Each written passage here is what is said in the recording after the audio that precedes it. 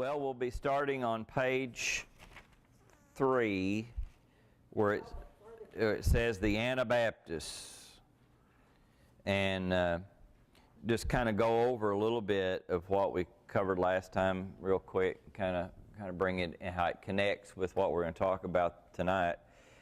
The general topic, of course, is the Reformation, and last time we looked at Martin Luther.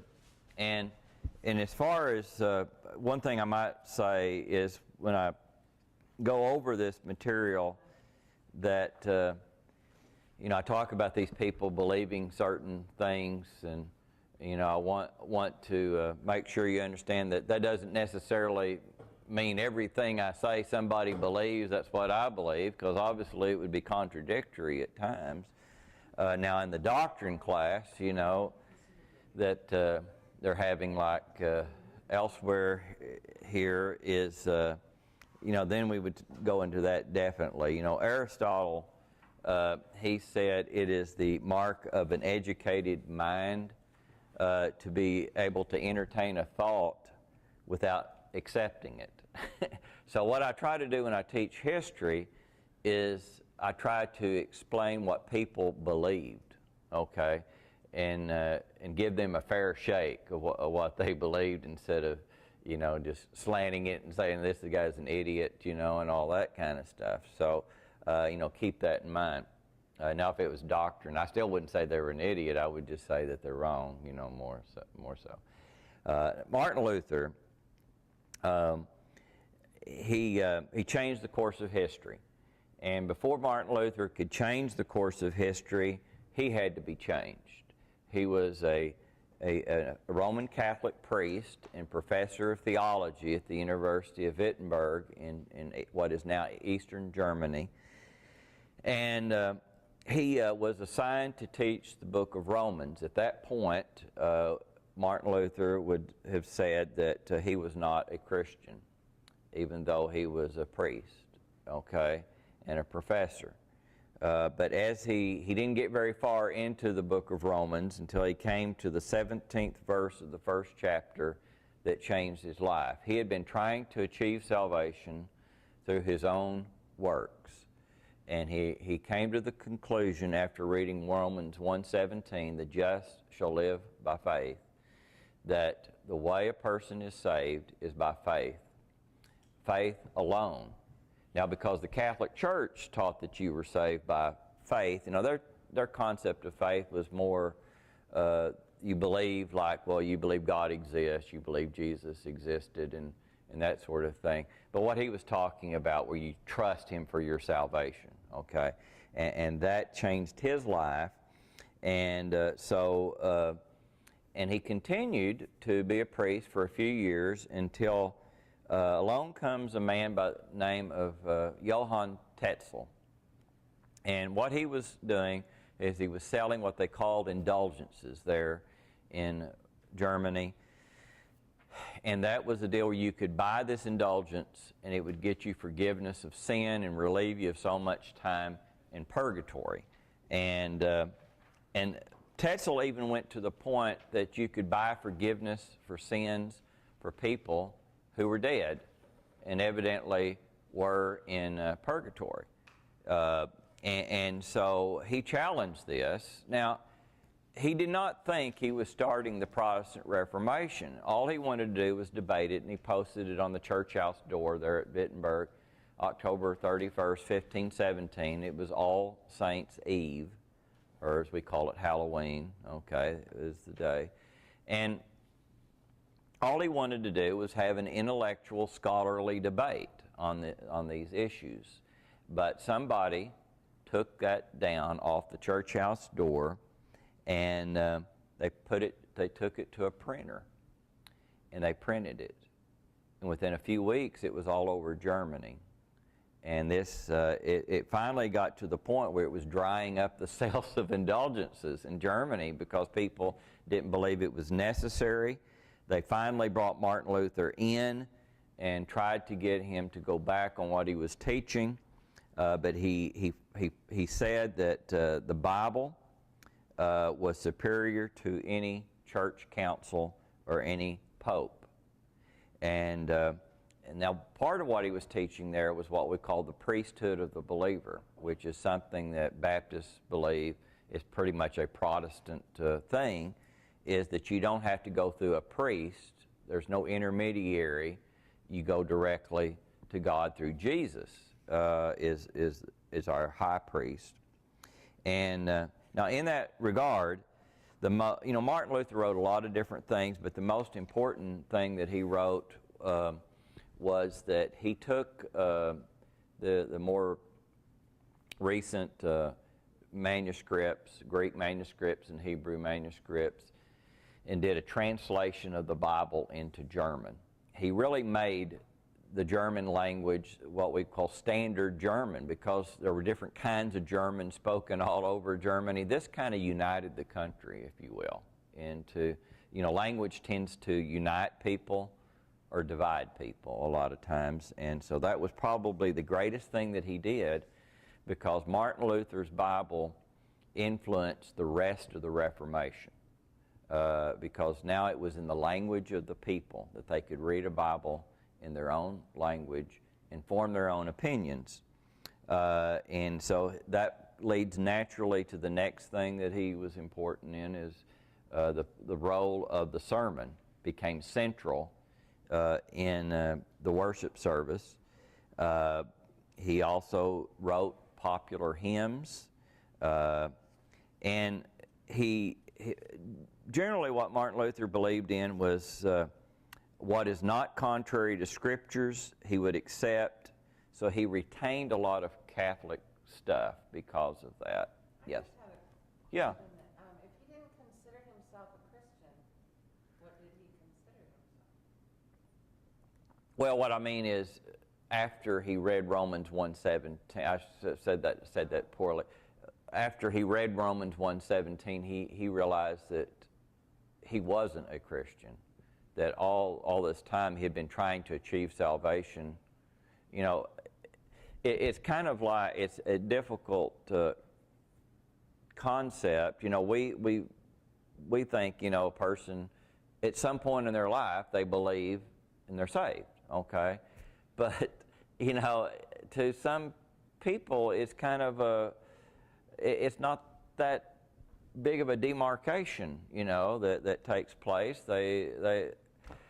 They think it's something they achieve, or they're not really sure how you become a Christian, and I would say majority of people that even think about the topic, they just think, well, I do more good things than bad things, and that's kind of how they look at it. So, okay, so now then we go down to Switzerland. Now, the Swiss revolt takes place shortly after Luther starts, and the guy that was really important in these more independent little cantons, as they call them, they were little republics, he didn't think he was all that dependent upon Martin Luther, and he starts his own Reformation there, and his name is Ulrich Zwingli, and he taught this. He agreed with Luther on a lot of things. The importance of Scripture. He said only the Bible was binding on Christians in their beliefs, and I would say, if you want to come down to a difference between Luther and Zwingli, was whereas Martin Luther said, well, if it's not forbidden in the Scriptures, it's okay. Zwingli kind of took the opposite viewpoint. We can't do it unless the Scriptures authorize it. Okay, so that was kind of a difference there. Zwingli believed in salvation by faith alone. He denied the sacrificial character of the Mass. He denied purgatory, clerical marriage, and he was supported by the government, and that was really important. And city council was really important, because each city was almost like its own little independent republic, so to speak. And so they supported him. And that's why he didn't have to worry about being burned at the stake himself, is because the government supported him. and so on. He didn't like relics, images. He abolished the Mass. Now the services were in German, which was kind of like the common language of Switzerland. They had a lot of different languages they spoke there. But it's kind of like you come up to somebody and you speak French and they speak Italian and you can't understand each other and say, well, let's speak German. Oh, okay, so they could talk to each other in that language. So the services would be in German. He also believed in the centrality of the sermon and so forth. Now, another reason that for a while the Pope really didn't want to go down there and try to do anything about it was Switzerland is where they got a lot of the mercenaries that in Europe, and a lot of Swiss guards guarded the Pope, and that, so they didn't want to have a problem with that. Well, finally, Luther and Zwingli got together, and they were trying to unite their two movements into one. You know, it'd be stronger that way. And they started going down the list, checking off the list. Well, I believe blah, blah, blah. And they say, yeah, I do too. You know, they're checking it off. And finally, they get down to what we call the Lord's Supper. Luther had differed with the Catholic Church. You know, the Catholic Church belief was what? Transubstantiation. That when you take the bread, that is the actual body of Jesus. And the juice, that's the actual blood of Jesus. And Luther, that was the Catholic position. And Luther, and this is one of the things I'm going to say about all these reformers, was that it's real difficult to get away from something you believed all your life, okay? And they were still kind of tied. And Luther, he hated to completely leave that thing about the bread being transformed into the body of Jesus. So he kind of modified it to where, well, it's not actually the body of Jesus, but Jesus is present in the elements. So that was called consubstantiation. Well, Zwingli, he said it's just symbolic of his body and his blood. And when they got to that point, they got into a big argument. Of course, Christians today don't ever argue about, these doctrinal beliefs and get upset or anything like that, but they did. And finally, and it had something to do with the personalities of the two guys. I mean, Martin Luther, and it was probably he needed somebody with his kind of personality and he was kind of almost borderline belligerent at times, and everything. And he just, you're not even a Christian. I'm not even sure you're a Christian, And Zwingli says, well, you're worse than Johann Eck. And Johann Eck was this big debater in the Catholic Church that was kind of like, he's kind of like the symbol of everything bad about the Catholic Church. And so when you call somebody a Johann Eck, that was just almost like a cuss word, And so they went their own ways.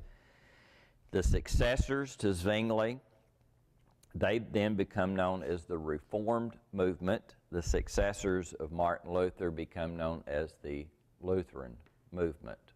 Okay, even though it's all called part of the Protestant Reformation. Okay, and that's what we covered last time. Does anybody have any questions or comments about last time? Okay. Page 3, we're on the Anabaptists. Now, whereas the Lutheran Church, you can say Martin Luther was kind of the founder of that, even though a lot of the work was done by his associate Melanchthon. And then you can go up to Scotland and say that, John Knox was pretty well the founder of the Presbyterian Church. And for better or worse, Henry VIII was kind of like the founder of the Anglican Church, from which comes the Episcopalians. There is no human founder of the Anabaptists. It's just, it was kind of like there were several people all at once had this belief. And this kind of goes back to what we covered in the first course, if you remember, that all through the Middle Ages, from the time of the apostles on, the Catholic, once you got the Catholic Church system going, there were still people that refused to be part of it, you know. You remember when Constantine, if you were here the first time, Constantine calls this great church council at Nicaea. And there were a lot of bishops that showed up, but there were a lot of churches that sent no representatives deliberately because they did not believe that the emperor had any role in the church. And they refused to be part of it, okay? And so from that time on, you always had these little scattering pockets and that sort of thing. And so I think when we come to the Anabaptists, it's not like they just popped up out of the ground. You know, they had people around them. You know, a lot of the beliefs of the Anabaptists were held by other groups that some of them we don't even have names for them. You know, we talked about the Waldensians. You know, they were very similar. And there's some belief that there was some contact. But anyway, one of the places where they show up is in Zurich. Now, why is Zurich important? It's because that's where Ulrich Zwingli was down there. And at first, they were all buddies, you know, because they thought, hey, Zwingli is, what was Zwingli's big deal? Whatever the Bible, the New Testament says, that's what we need to do. And so Conrad Grebel, Felix Mons, and others, Balthasar Hubmaier, they all held that infant baptism was unscriptural. Now, what they did is the Anabaptists, they took the New Testament and they read through it, and they couldn't find anywhere in there where it said anything about infant baptism. You know why they couldn't find it? It's not there. There's not one example in the entire New Testament of infant baptism. So they say, well, it's unscriptural. Now there's a deeper thing here, and I want you all to think about that, about infant baptism. What's the deeper thing about it? You know, it's not in Scripture that anybody was baptized as an infant. But what are you basically saying if you're... What was the New Testament pattern? When were people baptized in the book of Acts? A lot of people. After they were saved. After they express belief in Jesus Christ, and then they're baptized. You never have an example of somebody getting baptized and then later on believing in Jesus Christ. That just didn't happen. So you reverse it here, and what this leads to is that people start thinking that's their salvation. And I've talked to people who have told me, well, I don't need to believe in Jesus. When I was baptized as an infant, that was my salvation. They've actually told me that. Do I? I was infant baptized. Okay, and so they come along, and they say they believe in believers' baptism. Now, as I spoke at chapel at Randall on believers' baptism, and I started off, I said, there's all different kinds of Baptists. I think there's like 29 different kinds of Baptists. And I said, Baptists have different beliefs on, how the world's going to come to an end. They're premillennial, all-millennial, post-millennial. There's Calvinistic Baptists, there's Armenian Baptists, everything in between. And then there's, I don't know what you're talking about, Baptists, there's all different kinds, okay? But one thing that Baptists have always believed in is believers' baptism. We believe in priesthood of the believer, but that's not really a distinctive, is it? I mean, that was all Protestants or non-Catholics pretty well believe that.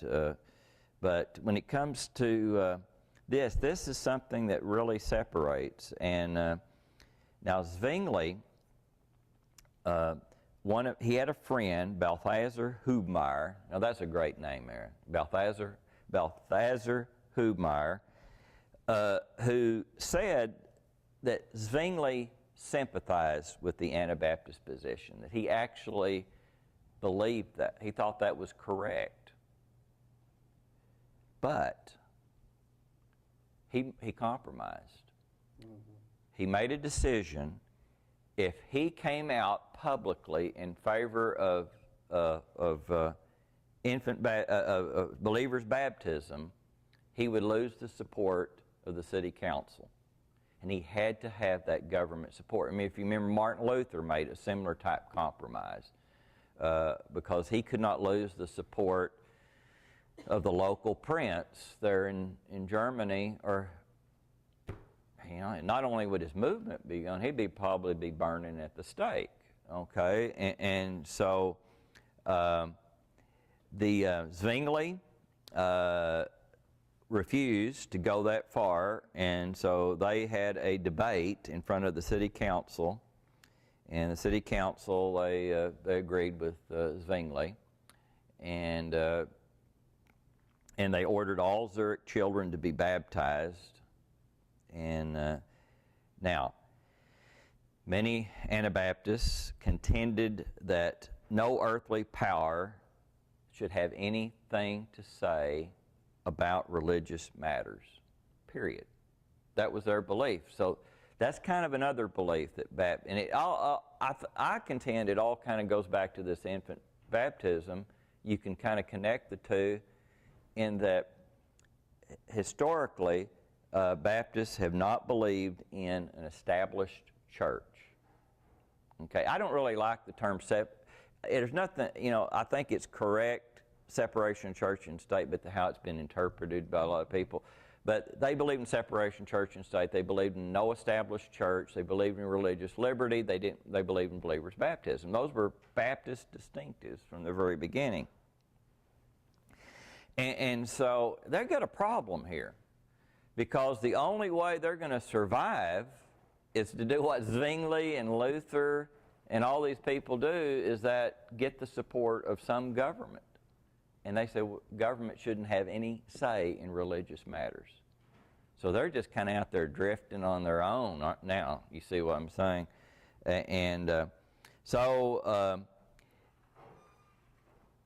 Believers' baptism, they were nicknamed Anabaptists. Now what this means is, it means rebaptizers. Now the reason they call them rebaptizers is they said, well, all these people have already been baptized when they were infants, so now you want to rebaptize them. So they called them the rebaptizers, or Anabaptists. Now the Anabaptists contended, we're not rebaptizing because the infant baptism didn't mean anything. And I would even contend that it's a dangerous doctrine in that it gives some people false assurance, that they, hey, I don't, that type of deal. But anyway, now you would think, okay, let's just leave it at that. Don here, he believes that we all got here because some green men from Mars came down here and put us here. And, you might believe that something different. And I think, well, so what? And I remember that here a few, maybe about a year ago, I was there was an article about in Russia that the Russian Duma, their parliament, had voted to outlaw Jehovah's Witnesses. And I posted, I get on Facebook and I post how horrible this is. And somebody comes back and says, horrible? Do you know what they believe? And I'm sitting there and I think for a second, I said, do you realize where you live in America? It doesn't matter what they believe. It's religious liberty. The government shouldn't have any say on that. So anyway, they were nicknamed Anabaptists, and the government of Zurich finally, in 1526, you would think they'd say, hey, everybody has their own beliefs, and, you know, and that's cool and all. But they didn't say it was cool. They said it, in fact, they said, if Anabaptists like the water so much, we'll execute them if they continue to teach this doctrine of what they call rebaptism. Then we'll give them a third baptism. Now, the first baptism was, in their mind, was infant baptism. The second was believer's baptism. And the third baptism would be they would drown them. Okay, since you like it so much. And so it's no telling how many were persecuted that way. Hubmaier, he winds up in southwestern Germany. For a while, he's able to kind of keep one step ahead of the authorities. He wrote that the Bible was the sole law for the church. He believed in preaching the word. People would hear, people would believe, then they would be baptized, and that would be followed by good works. Now, the Peasants' Revolt that we talked about, that Martin Luther decided not to side with the Peasants' Revolt because that would have put him at odds with the governing authorities. The Peasants' Revolt came to be associated with Anabaptists, and we're not sure exactly how much truth there is to that because, you know how it is. You've heard of propaganda and, you know, and people saying things, hey, they believe this. Who knows? There were probably some Anabaptists involved in that, but that wasn't really part of their beliefs. Hubmaier, he eventually flees to torture. He gets tortured in Zurich, and he winds up in Moravia, which is kind of around where Czech Republic is today, spreading the movement. Now, here's what was beginning to happen. If you remember back in the book of Acts, do you remember that they all, what did Jesus tell them on the Mount of Olives? To go, first you'll be my witnesses in Jerusalem, Judea, Samaria, othermost parts of the earth. But here we find them long time after that, they're still hanging around Jerusalem. What gets them moving? Persecution. And they start moving, okay? And they wind up all over the Roman Empire and so forth because of that. Same thing happens here with the Anabaptists. Every place they went, they'd get persecuted, so they just keep moving. They're going all over the place. And so this spreads the movement, kind of like, what would you call it, seeds being thrown all over Europe. And so you had a little Anabaptist pocket here, a little one here, and a little bit there, and so forth. Quickly, I'll go over what they believed. In 1527, one group of Anabaptists drew up 7 articles of faith. And this was kind of to identify them. Believers' baptism, church were only local associations of baptized experiential Christians. They didn't believe in a hierarchy or an organization larger than the local church.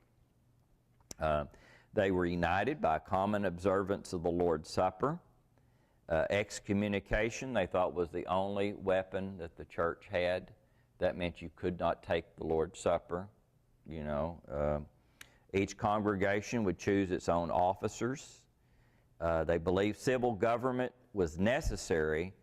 They weren't anarchists, but they did not think, they thought Christians should generally avoid being involved in government, that it was generally evil. And you can see why they would. There are examples in history of that, and they wouldn't take any oaths. The ideas of the Anabaptists, they kind of have faded as there's still people who are Anabaptists, but what they did is more that out of the Anabaptist movement came a lot of other groups. Okay, so think of it like this. Here's the Anabaptists, and you got all these branches that come out. Baptists, Congregationalists took a lot of their views. the Quakers. Johann Dink was an Anabaptist who for example, who taught there was an inner light and all that sort of thing, and that became a big belief of Quakers. The Moravians, especially the Mennonites. I don't know if y'all have ever met any Mennonites or know any, but they consider themselves Anabaptists. They call themselves Mennonites, but they agree that they are Anabaptists. That's where they came from. They tended to be premillennial, and the reason for that was a rejection of the Catholic Church, because what the Catholic Church taught was that the church was ruling for Jesus on the earth.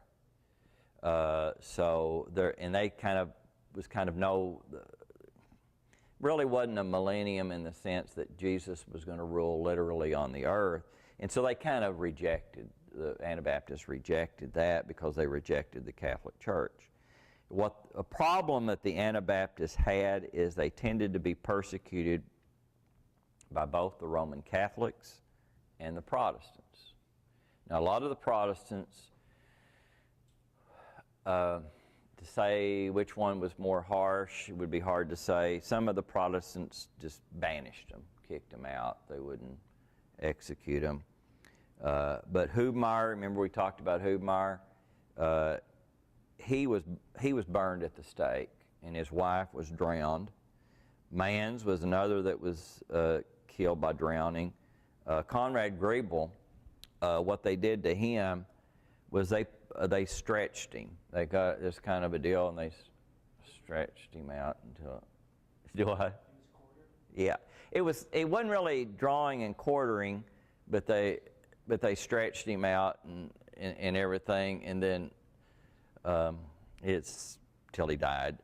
And they kept asking him if he would recant. Do you think infant baptism's okay? And he said no, and so they'd stretch him some more, and eventually he didn't have anything to say about it. But one important effect of the Anabaptists is that they attached the Lutherans to prince-ruled territorial churches as order in opposition to Rome. So the Lutherans became really identified as the state church, okay, because of that. Okay, now, before I get to the Munster Revolution, I want to make it clear that the Anabaptists were not persecuted because of what happened at Munster, Germany. Because all this persecution began long before that took place. And I've heard some people try to argue that, and they say, oh, well, yeah, I can see why they were persecuted because of what happened at Munster. And that's not true. But the Munster Revolution, 1533 to 1535, greatly damaged the Anabaptist cause. It was not typical of Anabaptist views. It was a small minority. But this one guy named Jan Matthys, who was a baker in Haarlem, that's not New York City, that's in the Netherlands, he advocated a new age by force. Okay, remember we talked about this premillennial view where Jesus would return before the millennium. Well, they thought they would kind of help it along. And they went to Munster, and they thought, well, Jesus is going to come to Munster. One group thought he was going to come to Strasbourg. As it turns out, he didn't go either place, okay? But anyway, and they flocked, and so these people that agree with them start flocking to the city, and they took the city over by force. Well, the Catholics and the Lutherans joined together to take back the city in 1535. Now, this caused a lot of damage to the Anabaptist movement because that's what they were associated with, this radicalism, this violence, you know, and all this stuff. And so this leads directly to a guy by the name of Menno Simons. Was an Anabaptist leader. who went up to the Netherlands, and he lived from 1492 to 1559, and because of what had happened at Münster, he wanted to emphasize pacifism, that they were nonviolent people, and to the point that they wouldn't be involved in war or anything like that. And so that became a big belief of the Mennonites. And right here in Oklahoma, I know y'all are going to find this shocking, but this happened right here in Oklahoma. In World War I, there were a lot of German people that moved out, immigrants that moved out into western Oklahoma, and just farmers and that sort of thing. In World War I, because they had this pacifist belief, they wouldn't join the army.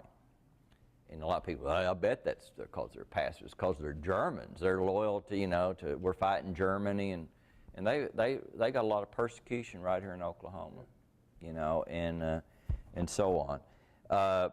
One branch of the Mennonites you may have heard of that broke off from the Mennonites because they thought the Mennonites were too worldly. You know who they were? The Amish, the Mennonites and the Amish, they don't like modern technology any more than what they just have to have, and that sort of thing. I wanted to read just a little bit of some of the things that happen here with the persecution that they went through.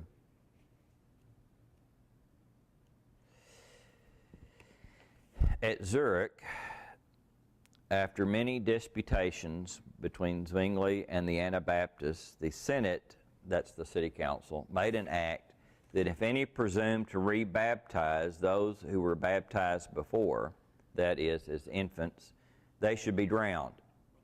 At Vienna, many Anabaptists were tied together in chains that drew the other after him into the river.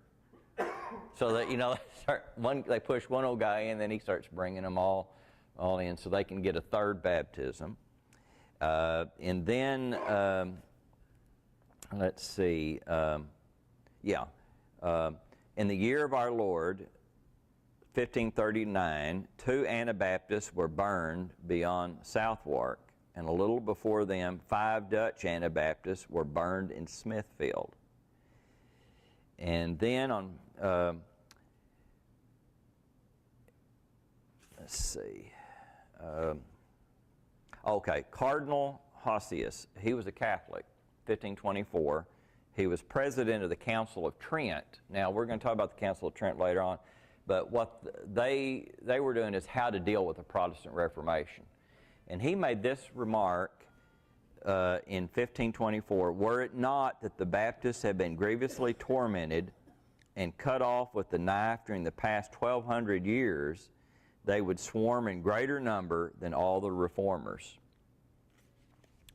Now, what that is referring to is that Catholic historians tended to call anyone that believed in believers' baptism an Anabaptist.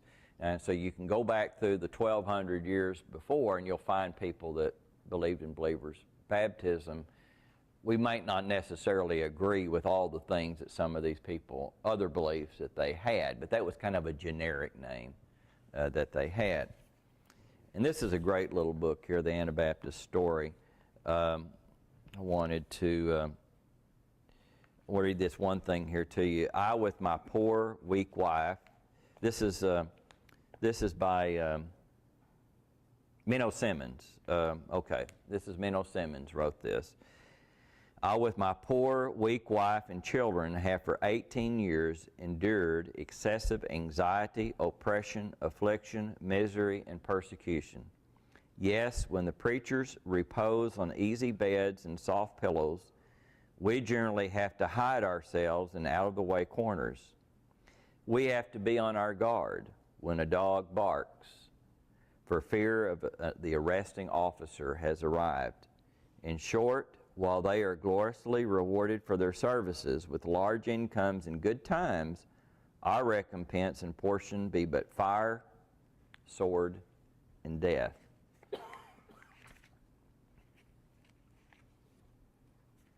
And there are several other examples of that I could read there, but I think what I'm going to do is just kind of close that portion of it. My son came up, found this, and then so I looked it up and thought I'll pass this around if y'all will pass around that picture there.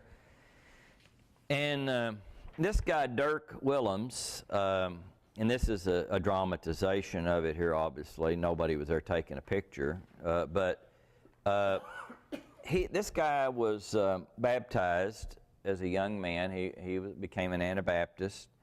And that was practiced and he rejected infant baptism.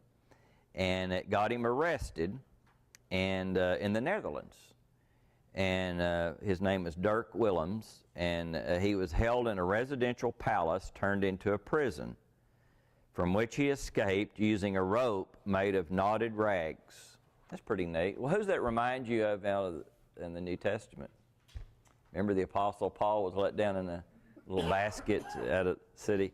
Well, anyway, using this, he was able to climb out of the prison onto the frozen moat. See, it's so cold that the moat surrounding this castle is frozen over.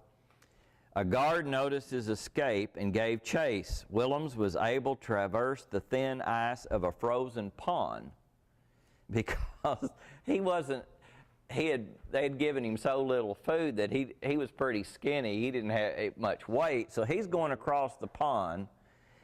However, the pursuing guard was a lot heavier, and he broke through the ice and yelled for help as he struggled in the icy water. Willems then turns back and saves the life of his pursuer. It is then recaptured and held until he was burned at the stake near his hometown on 16 May 1569. And anyway, that's what they had to go through, all because they believed in believers' baptism. I think this is a good time to take a 5-minute break, and then we'll talk about more German Protestantism and get into John Calvin in the second half. 5 minutes, 7:20. What's the matter here?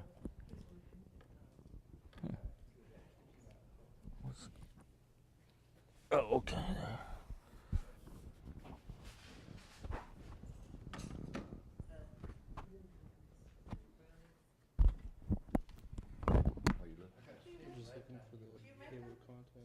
Oh, okay. He's not in there. Huh. Every single article on Anabaptism at Wikipedia has that picture. I know. I mean, that's a great story. We got stuff to eat, and drink over here. What were their numbers? I mean, How many of them were there? A few thousand. They grew. small percentage. They grew and grew, but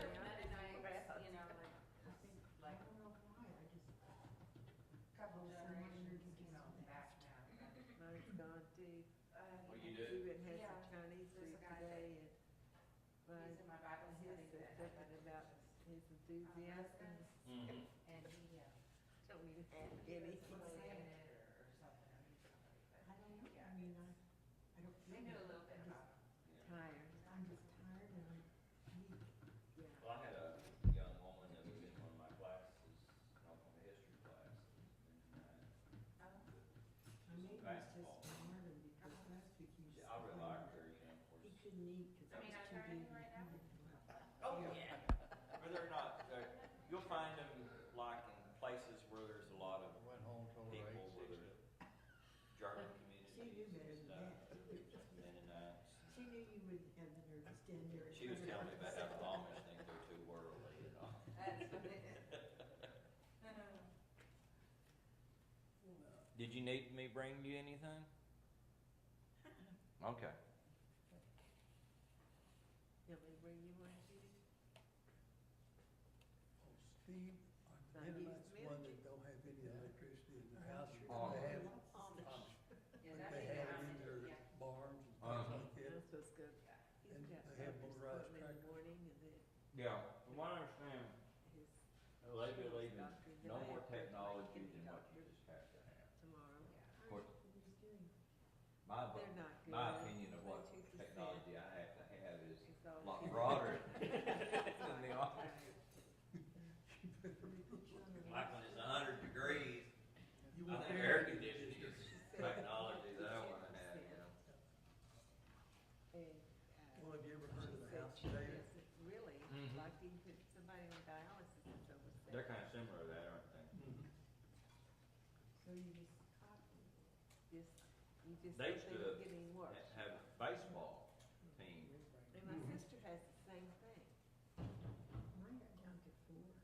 Well, not 4%, they had it divided Certain comforts too much. Oh, yeah, stages. yeah, And we got down to the first stage, that's when we changed. yeah, I think I'm like 3 or something. George, you know, some cake, Yeah, but I can get it done. Marcia, Marvin, she's going, she's bringing that, you already got this set here. Yeah, I've been on the board to get up and stretch out. How's Jerry doing? So, my sister was gonna go to, oh, Yeah. beach practice. Kelly, where, I bet you guys have some pretty interesting conversations at your house. All the missionaries and everything. I bet he's enjoying it a lot. I hope so. Yeah. yeah, I thought it did. Oh, I'm sure it's just been a joy to him. Yeah. And Marilyn too. I appreciate it. She's my Sunday school teacher.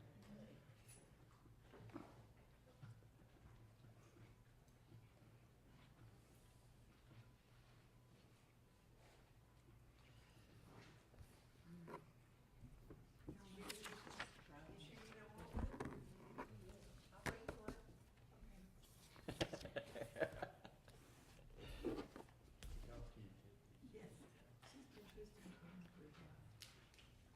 Don't cost nothing for a try on. Yeah, This is a great little book here, it's Trail of Blood. we're gonna go to Peaches. It's Stratford. That's really good. Most, Between 8 and 12,000. well, Baptists, doors don't realize, you know, unless they take a course like this, what the forefathers and everyone went through to get us, Yeah. you know, here today, the sacrifice that they made. Oh my goodness, well, I wouldn't want to be drowned, but I certainly wouldn't want to be burned. Burned at the stake. Did you? Well, one guy, Take the doctor over it. one guy, what they did is they tied him to the pole to be burned, but they also put a rope around his neck. This was being kind, so they pulled the rope, so they kind of hung him. He died. Died before they started the fire. So they were being nice to him, you know. Here. I think I'd just rather have a big sword come and just cut my head off. That seems like about the best thing, doesn't it? Purgatory or like how they.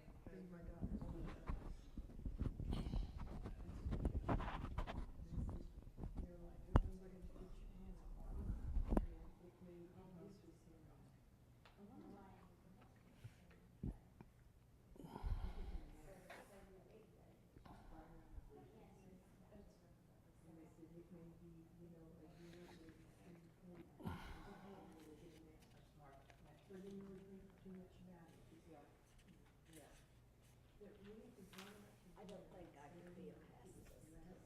Sometimes I worry about myself because atrocities and things that I would just like to go after the people and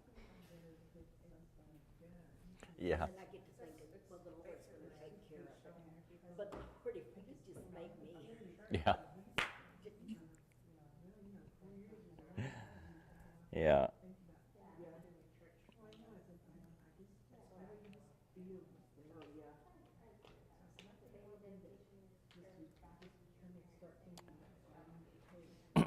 Well, let's see. Guess I'll start here in about 30 seconds.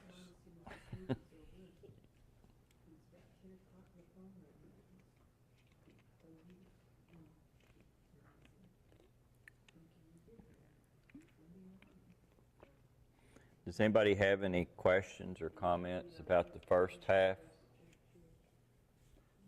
Now, when we get into the English Reformation, I'll explain the connection of English Baptists to the Anabaptist movement.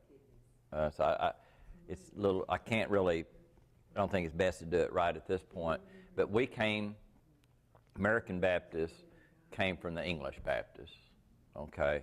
So there's no question about that. I mean, everybody, yeah, that's obvious. But what is the connection between Anabaptists and English Baptists is something I'll address when we get to the English Reformation and how that worked. And, okay, German Protestantism established. One of the problems that the Protestants had is they disagreed among themselves, doctrinal differences, and whereas the Catholic Church had some problems too. If you remember that Charles V, who was the Holy Roman Emperor, he was also King of Spain. He's basically the ruler of Germany and Spain at the same time. And he was always having these wars with France. He also had to worry about the Turks coming in from Eastern Europe, and so the Great Battle of Vienna took place in 1529, where they threw the Muslim Turks back from the coming into Europe. Okay, that kept him distracted.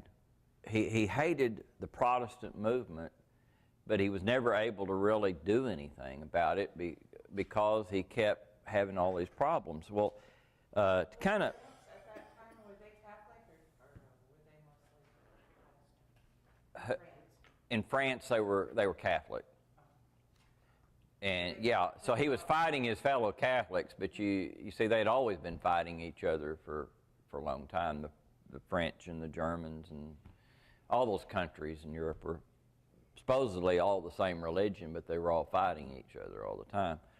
And to kind of skip ahead, 1555, we have the Peace of Augsburg. You know, they've been fighting for years and years, and so they finally decided to have an agreement to stop the wars. It would be up to the prince. He would determine the religion for his area, for his little kingdom, and if you didn't like his religion, you could move. Now, one good thing about the Peace of Augsburg, you could take your possessions with you. You could sell your possessions. You could move to another territory and all that. So you had the Catholics and the Lutherans cut this deal in Germany, or the Holy Roman Empire, and that kind of brought peace, a little bit of peace to Europe for a while on this issue. But you see, it was 1517 that Martin Luther starts the Protestant Reformation, and here it's 1555. So all those years, you'd had sporadic fighting that was going on, and finally they cut the deal. And it was at that point that Charles V, who was this champion of Catholicism that I've told you about, he retired to go live in a monastery and turn the monarchy over to his son, Philip II. While in the monastery, you got to have something to do, don't you? You know, in a monastery. So he was well off, you know, after all, and so he bought a bunch of clocks. And he had a hobby. He was wanting to get all the clocks to strike 12 at the same time. You know, they'd start making boom, boom. I'm not going to do all 12. So, And so he would think he did it. You know, he'd have, I don't know how many clocks. He had a bunch of clocks. And they'd all, bang, boy, it made a lot of noise. Bang, bang, and then it'd stop, and he said, I did it. And a few seconds later, another one would start. So he'd get that one adjusted. And the next time it came around, another clock would be off for a few seconds. Now, what do you think he realized after he couldn't get those clocks to do as he said? Then he thought, here I've spent my whole life trying to get everybody in Europe to think the same way on religion, and I can't even get clocks to do my bidding. What a fool I was all those years. So I thought that was kind of a way to conclude his life. Now, his son didn't get the message, though. His son continued his father's animosity against the Protestants, and we'll come back and talk about him later. But Scandinavian lands of Denmark, Norway, and Sweden largely adopted Lutheranism as the state religion. And I might just say one thing about this state religion stuff is they just didn't have a concept of liberty, religious liberty, or any kind of liberty too much. You know, their attitude was that this is Sweden, so everybody's supposed to have the same religion. And kings really, and we'll see this a lot in England, is that they didn't want any power like the church would be that they didn't control. So that is a big reason why now you can see why the reformers kind of adopted, having state religions, is because that gave them protection from the Catholic Church. From the point of view of the secular rulers, princes, kings, and so forth, they wanted to have control over that aspect of life because that was a very important part of life at that time, and so forth. Okay, that brings us to John Calvin. It would be difficult to talk about the history of the United States without talking about John Calvin. Whether you like him, dislike him, have no opinion at all about John Calvin, he is considered in many ways one of the founding fathers of the United States. And he wasn't, not saying he was never here. That's not what I'm saying. But in colonial days, I would say among Christians in the colonies, in the colonists, that was probably the majority viewpoint, was the views of John Calvin. And so it's really important to kind of understand what he believed to understand American history, because he had a huge impact on American history. He was born in France in 1509, and I was probably, as much as I like history, I was in my 20s before I realized he wasn't from Switzerland, because that's where he did all of his stuff, But he was born in France. He studied at the University of Paris and the University of Orleans, and like Martin Luther, he studied law. And he was a humanist. He was into that whole movement. He studied Greek. He studied Hebrew. Now, at this point in time, he was not a Christian, okay? But you can see that God was preparing him for the time when he would be a Christian leader, because here he is, he's studying Greek and Hebrew. He studied the Scriptures from a legal mind standpoint, I would say. And then he had a sudden conversion in 1533. Now, does anybody know anything about John Calvin's sudden conversion? It's kind of one of those things, it's almost shrouded in mystery, in history. I mean, he doesn't say too much about it other than he was converted. And he definitely was a changed man, okay? Whereas before, this is 1533, he was around all these Lutheran type people that thought this sort of thing at the university. People would discuss these things. And he just he just didn't care. It's kind of like You know, I would suspect I know you find this hard to believe, if you went to the University of Oklahoma right now and went to the student union and you were sitting around discussing some Christian doctrine, there'd probably be people sitting there probably wouldn't have any interest whatsoever in what you were talking about. Would you think that's a possibility? Yes. Yeah, okay. All right. Would you probably agree that's probably true? Okay. Okay. More so than not. More so than not. But Calvin, it had no apparent effect on him, but probably God was using that, you know, during all that time. Then he has this conversion. And his conversion, when it happened, he had read some of the stuff Martin Luther had written, and he pretty well agreed with Martin Luther. You know, he had great sympathy for him, and they jailed him. That thing in France at that time, that would get you thrown in jail if you expressed sympathy for Martin Luther. Okay. I don't know, it might get you thrown in jail today in France, you know, if you express a whole lot of sympathy for Martin Luther. I don't know. You got to be careful.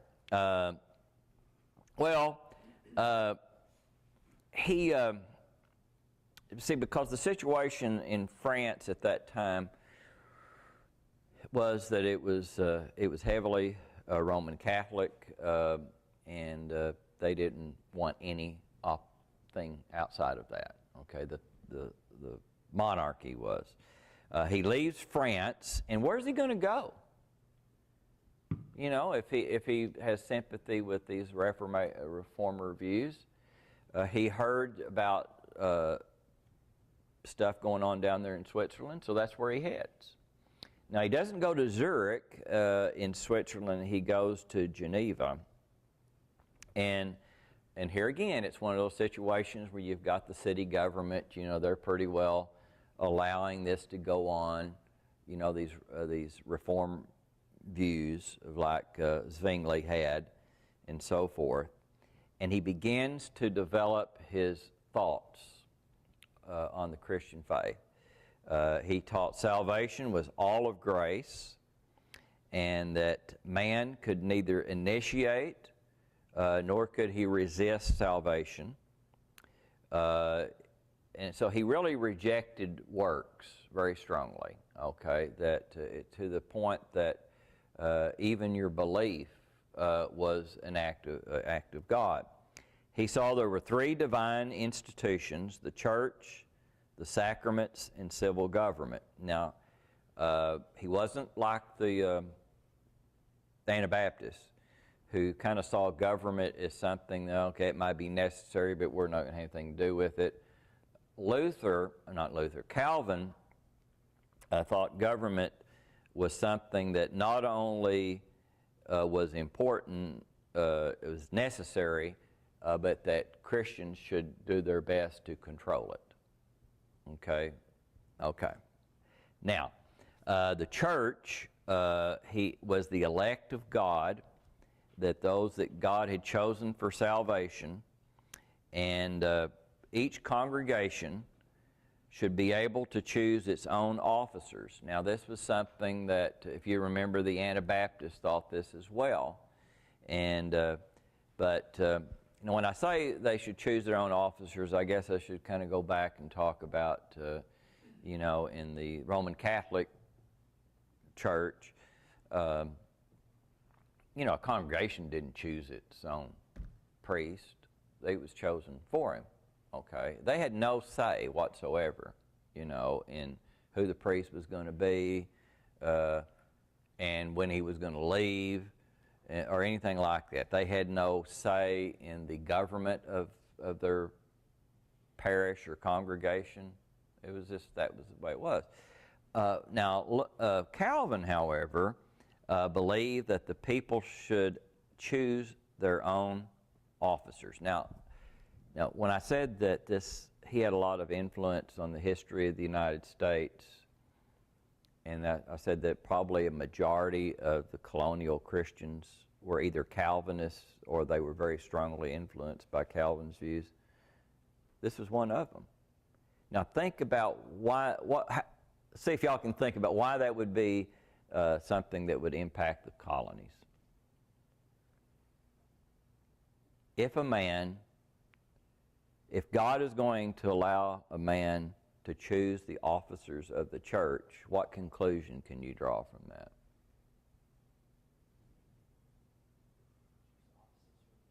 Yeah, the civil government should be chosen by the people as well. So the whole idea of Republican government, a lot of it goes, I'm not saying Calvin was the only influence, but I'm saying he was important. He believed there were only two sacraments, baptism and the Lord's Supper.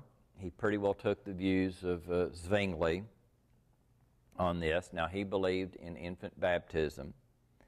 Here again, if John Calvin, I don't know what, Calvin defended the baptism of infants and so forth. I don't know what he would have believed. It's kind of, I don't know. He never really had a controversy much about this. I don't know what he would have believed had he been free from the city councils, having to be dependent upon them. But he was 26 years old. He wrote the Institutes of the Christian Religion in 1536, which had a huge impact on what people, even today, what people think about Christian doctrine. 26 years old, he wrote this, and it's, yeah, I don't know if anybody in here has ever read any of it. I've read a little bit, but I have to admit, it's 1,000 pages. It is. I mean, those people back then, I've read what he had to say, and then Jacob Arminius that we're going to talk about later on. Those people, they'd take a little bitty point and they'd go for pages talking about that little bitty point, you know, and it's just such deep reading and everything. He's 26 years old and he did that, and I think back what I was doing when I was 26 years old. I just can't imagine, you know. Yeah, he revised it several times and expanding it, and the final edition was 1569, and he died right after that, so he may have expanded it and revised it some more. But and he was more of a than a creator of new ideas. He was more of a systemizer, I guess. I don't know if that's a word, but he put it in kind of a logical sense and all that. And because he did that, that was one of the reasons he had has had so much influence over the years. He put it in what he believed was a logical presentation. He emphasized the sovereignty of God, that God can do whatever he wants to do. And so practically all of his doctrines kind of come out of that belief. Okay, at first, John Calvin was not considered, he's only in his 20s. They didn't think he was quite up to the level yet to have his own pastorate. But he did get a position as a lecturer in Geneva and became very popular. People liked to go hear John Calvin lecture. And he drew larger and larger crowds, and he had a great influence on the city council. John Calvin never held any political position or anything like that. It's just that what he said on Sunday, they would do on Monday pretty well. You know, they just followed him. And then the shifting sand, so to speak, he lost his influence and got kicked out of Geneva. And he went and lived in Strasbourg, I think, for a few years. And then the new city council elections were held, and he was invited back in 1541. And he organized a church with 4 officers. He put in the pastor would lead the public discussions and exegesis of Scripture. A teacher would be over the Geneva school system, He believed that this is something he was different than with Luther. Luther believed in a public school system disconnected from the church. Calvin believed that it was a function of the church to have not only religious instruction, but whatever instruction you're going to have. It should be all of it. And deacons would care for the poor and supervise a hospital that they set up. Now this is something else is real important to look at on Calvin and his movement, is that we believe, the gospel is deals with salvation, but he also believed the church should influence society at large, and should be involved in society and should improve society. So that's one reason he started hospitals. You think about here again, look at all the hospitals in Oklahoma City. Who started all those hospitals? Churches. It just almost all of them. You had Baptist, you had Presbyterian, you had Deaconess, wasn't that Methodist, I think? And all the Catholic hospitals. St. Anthony. They were practically all churches. And I would say probably a majority of the hospitals in the United States, larger ones, were started by churches. And this kind of goes back to, Calvin had that idea. He also had elders. Now, elders were the heart of Calvin's ecclesiastical structure. He did believe they should be elected by the congregation, but once they were elected, they pretty well ran the show, the business of the church, and they conducted ecclesiastical discipline. They were responsible for making sure that people weren't teaching heresy or anything like that, and all the doctrinal studies. They could excommunicate on their own. And this is why I would say that it's kind of like Republican government instead of Democratic government, in that, the people did elect these officers, but once the officers were the ones then were to carry out, they were elected to do these things, okay, that responsibility. Singing had a huge place in the worship, and what he was hoping for was that Geneva would be a model of the perfect Christian community, and other places around Europe would follow the model that he set up there, and so on.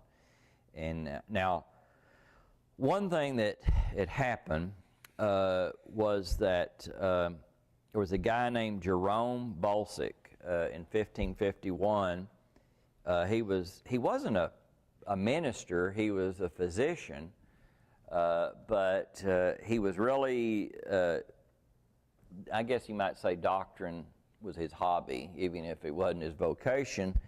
And he blasted John Calvin on the doctrine of predestination and said he was in error. And it really kind of hit Calvin upside the head, because a lot of people were saying, hey, he's saying all this and everything. And this probably, what this effect this had is it probably caused Calvin to harden his views, if anything. You know how that is. Sometimes, you try to change somebody's position on something. So I think some people on Facebook think the way to change somebody's opinion is to call them a name, insult them. I don't know if y'all have ever seen that kind of thing before, but I have something I've noticed is that no one has ever changed my mind by calling me a name. I've never had that happen. Oh yeah, okay, you called me this name, and so now I've changed my mind. But it didn't change Calvin's mind, and in fact he hardened his position on that. Whereas before, that was an important part of Calvin's theological structure and everything. He really doubled down on it after that. And then along comes a guy by the name of Miguel Cervantes, who was a Spanish guy. He was the author of, I'm not even sure I can pronounce this, De Trinitatis Erroribus. I guess that's it. He was a pretty smart guy. He discovered the pulmonary circulation of blood. You know, that's pretty good. But he had some unorthodox beliefs. He rejected the doctrine of the Trinity, and he also rejected infant baptism. Now, he wasn't part of the Anabaptist movement. He was his own thing. And so the Catholic Church put out a warrant for his arrest, okay? Because he's hitting two things there, you know, the Trinity and infant baptism. So he decides that he will escape, and he goes to Geneva. Now, why he chose to go to Geneva, I don't know. You know, that wasn't real smart. And he had already had a public, not in person, but dispute with John Calvin on infant baptism and the doctrine of the Trinity and different things. So Calvin already knew who he was. And he shows up in Geneva. He didn't just show up in Geneva. He shows up sitting out there in the pews listening to John Calvin talk. And well, one thing led to another, and Servetus was arrested in 1553 by the authorities. Calvin didn't arrest him, but they put him on trial. But what Calvin did is he supported what the Geneva authorities did, and they convicted him of heresy, and they sentenced him to be burned at the stake in October 27, 1553. Now, Calvin tried to intervene with the city council, not to prevent him from being put to death, but why don't you just chop his head off instead? You know, Calvin was a lot nicer, you know, than they were about the whole thing. And so, but they didn't go for that. They said he needs to be burned at the stake. Now, when people hear the name John Calvin, what they think about is his doctrines that he believed predestination and election, that God chooses whom to save, and the sign of being the elect, that one of the chosen, is a life of good works and a good work ethic. He said man is totally incapable of goodness, and man is saved to good character, not by good character. So one of the things that became a very important part of Calvinism then was this work ethic. You know, how do you know that you're part of the elect when God has chosen? And one of the things was that if you had a good work ethic, you know, that you were, and so things like you shouldn't be sitting around playing cards. That was the reason that they were against that, was not that necessarily like poker, gambling, or something like that. I remember when I was a kid, and I was over at a friend's house, and something came up talking about poker, and the dad goes, well, I tell you, I don't believe in playing poker on Sunday, you know, and that had a huge impact on me, because I don't recall ever playing poker on Sunday after that, you know, after hearing him say that. What about the other parts of the week? On Saturday, you know, you just got to watch that clock, you know, and make sure but the deal was, gambling was not a big deal. It was just that it's time that you could be spent doing something productive. You know, you're wasting your time playing cards and all that kind of stuff. So he discouraged that. But now how the impact that this had on America was what?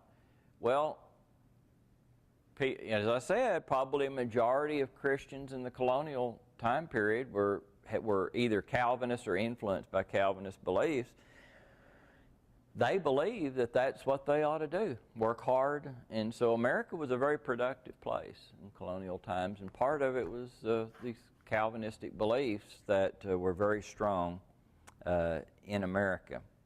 And dancing was frowned upon. Here again, that was a waste of time, you know.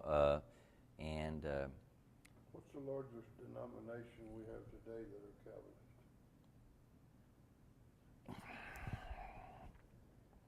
Presbyterians, I guess. But I would say that you have Calvin, because he didn't start a particular denomination, he's had influence in many other denominations, including Baptists, you know, and so that'd be a hard thing to answer. Can anybody have anything? I think the Nazarenes are Calvinist. Well, they're very much against Calvinists. Yeah, they're Arminian, very strongly, because they came out of the Wesleyan movement. They do a lot of things like this, I mean, no dancing. Oh yeah, they. No Okay, and there it is even people who don't accept some of his other doctrines, I think they're influenced by some of his beliefs. A lot of people think something's wrong and they don't even know why they think it's wrong. You know, they just, you know what? No makeup, okay. No jewelry. And so that's the deal. So he creates the University of Geneva to train Reformed ministers. And so now you have a trained ministers. He dies, and he's succeeded by a guy named Theodore Beza. And some he was a much more moderate personality than John Calvin. But as far as his doctrines, some people said he was more Calvin than Calvin, you know, and so that kind of continues. And so you hear the term Calvinist today, of course, it refers mostly to doctrines surrounding salvation.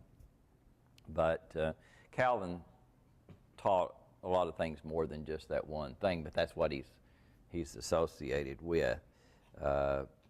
He was an international reformer, and that'd be kind of one thing I would say is that where Luther is associated with Germany, Calvin was not only associated with Switzerland, but also he had Calvinists in England, you had Calvinists in America, Calvinists in Scotland, and so you even had Calvinists in France.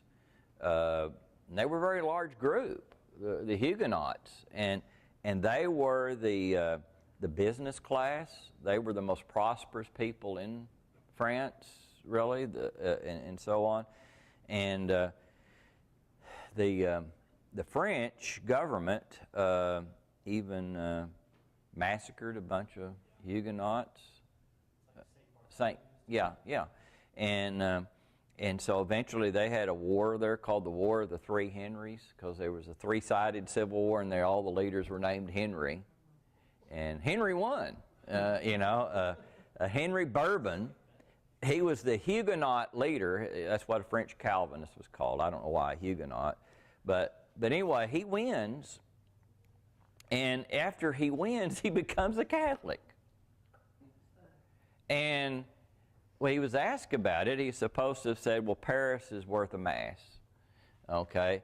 But even though he officially becomes a Catholic, he does issue the Edict of Nantes, which grants religious toleration. Henry IV, that's correct, King of France, that's right. And now after, he is assassinated by a Catholic priest a few years after that, and eventually the Bourbons go back to Louis XIV comes in, I think, is one of his descendant, and Louis XIV kicks all the Huguenots out of France, and so you had the most productive class of people leave France, and I contend that had the Huguenots not been expelled from France, you might not have had the French Revolution, because that had a definite negative effect upon the French after that. Okay, next time we're going to get into merry old England, the English Revolt, and which is one of my favorite areas.